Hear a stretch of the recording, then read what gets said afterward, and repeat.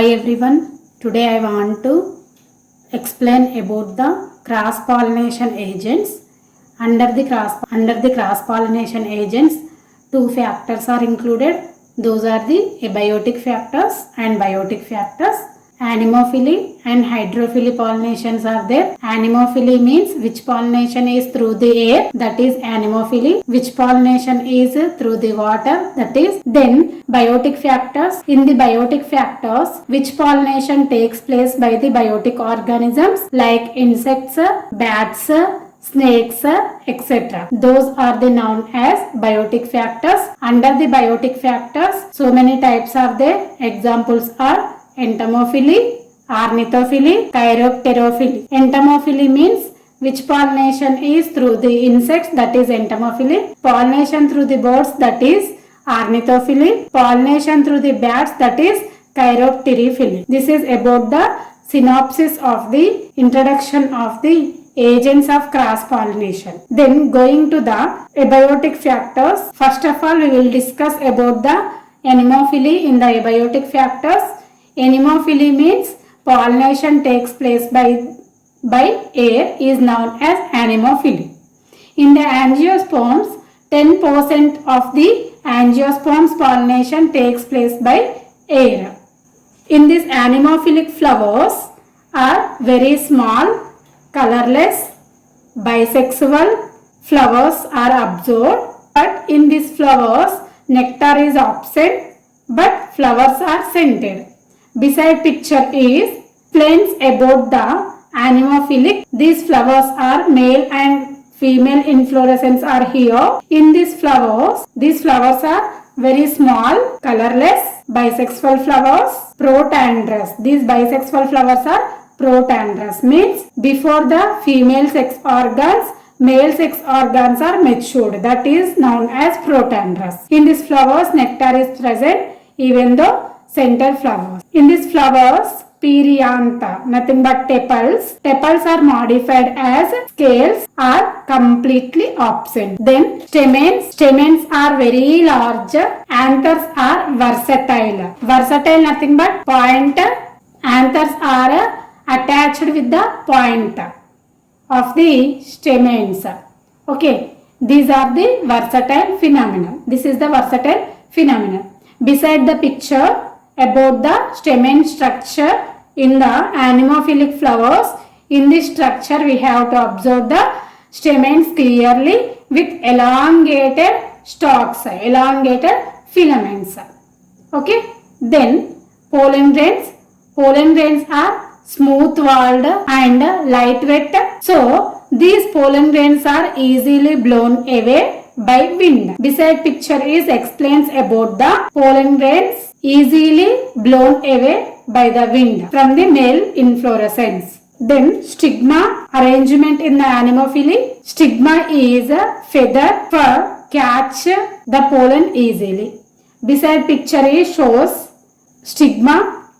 Feathery like stigmas are there. These stigmas are used for the catch the pollen easily. Okay, this is about the anemophily. Then going to the another abiotic pollination, that is hydrophily.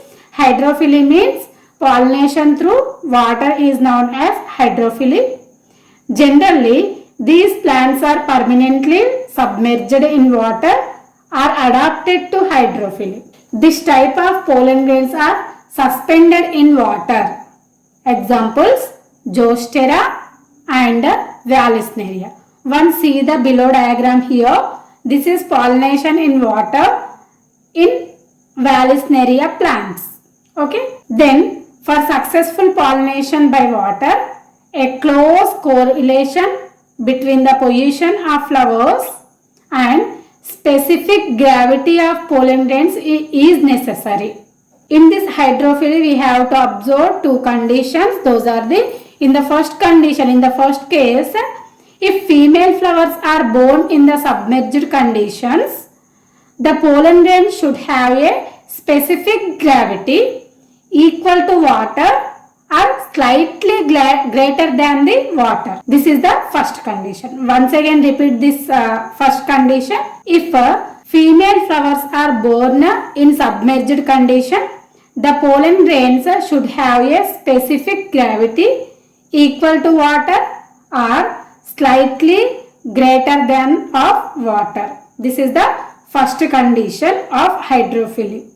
Then in the second case, if female flowers float on the water surface, then the pollen specific gravity less than that of water. So the pollen grains do not sink in the water. This is the diagram of the hydrophilic pollination.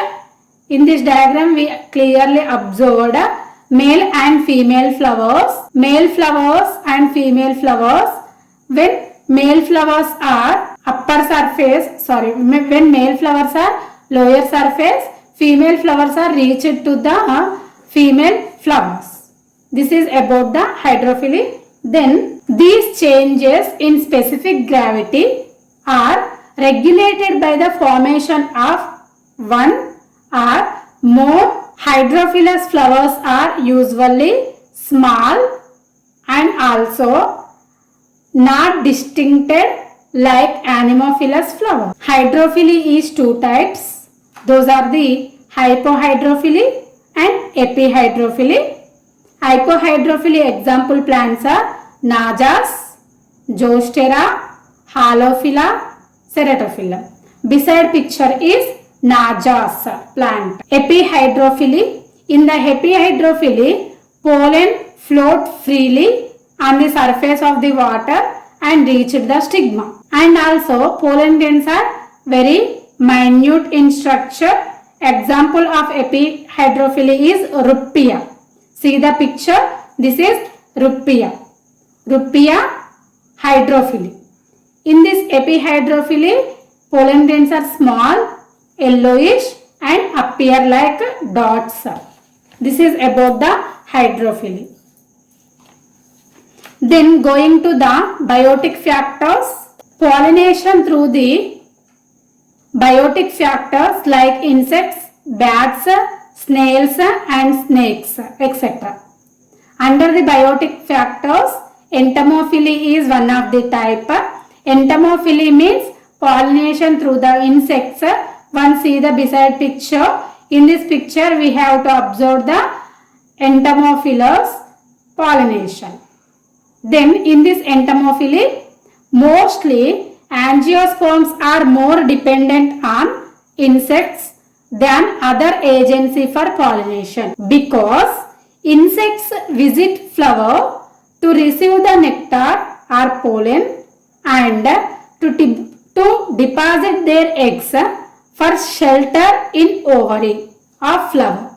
These entomophilic plants are showing some characters. Flowers are larger in size and different colored petals for attracting the insects. If petals are not attractive, any part of the flower may be changed to attractive for insects. Any part, nothing but either sepals or stamens are modified as attractive for insects. Flower color show a preference for certain colors.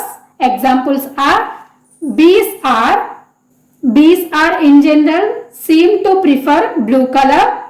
Butterflies in general seem to prefer red color. Certain other flies in general seem to prefer brown or purple color flowers. Then going to the flower scents, commonly insects are attracted by the flower colors. Yes, but in some cases these colors are not preferable. Insects attracted by not only the flowers color and also attracted by scent of flowers. Generally, night blossom flowers are not have color. Even though these are white color with scented, these are attracted by the insects. Examples are Nyctanthus, Jasminum, Cestrum. Beside the pictures are, this is the Nyctanthus, Jasminum, Cestrum. These are the night blossoming flowers. without color but scented flowers. Then pollen flowers. Pollen flowers means some flowers give pollen as food to insect. This type of flowers are called as pollen flowers. These flowers contain more proteins and sterile. These flowers contain more proteins. These flowers are sterile flowers.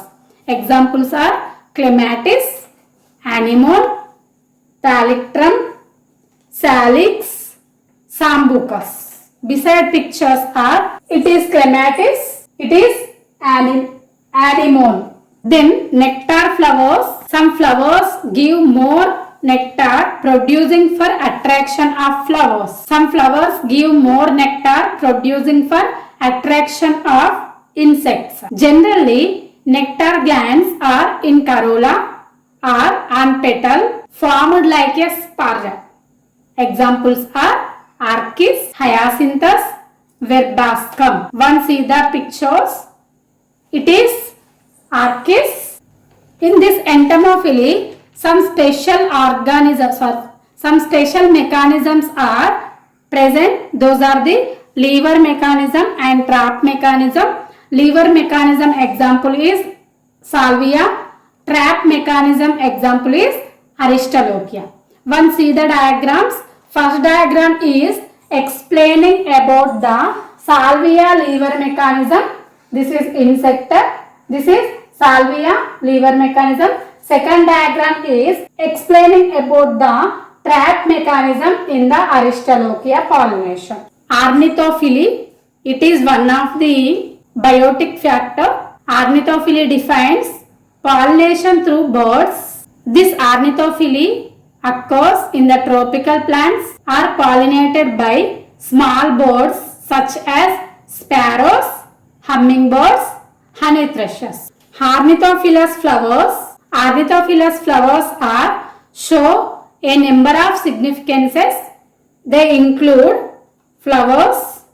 Flowers are large but not scented. Vary in color. This color mainly in scarlet color. Flowers are tubular, cup-shaped or urn-shaped. In these flowers, more nectar is produced.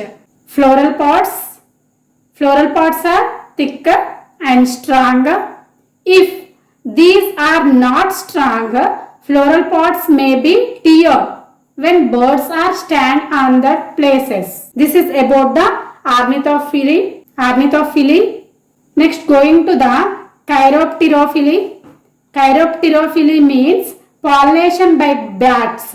See the beside picture. This is explaining about the pollination through the bats. In these flowers, our inflorescence is larger in size. The bat visits the flowers during night time to eat floral pods or in search of moths which are attracted towards flowers by their white color. Examples are tropical plants. Examples Anthocephalus kedamba, Caingalina pinnata, Bahinia megalandra musa. These diagrams are once observed with beautiful attractive floral pods with strong. These pictures are, first one is Anthocephalus kedamba. It's very beautiful flower. This is Caingalina pinnata. It is Bahinia megalandra. It is Musa paradisiaca flowers. These are the examples of the chiropterophily pollination. This is in detail explanation of the agents of cross pollination. I hope you understand this topic, all of you. Thank you for watching this video.